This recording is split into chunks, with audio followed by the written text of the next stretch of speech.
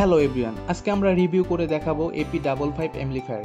অ্যামপ্লিফায়ারটিতে রয়েছে একটি রিমোট এবং অন্যান্য তার। অ্যামপ্লিফায়ারটি আমরা একটি সুন্দর ক্যাবিনেটে বসিয়ে নেব। ক্যাবিনেটে বসানোর পরে এটি দেখতে প্রিমিয়াম মনে হচ্ছে।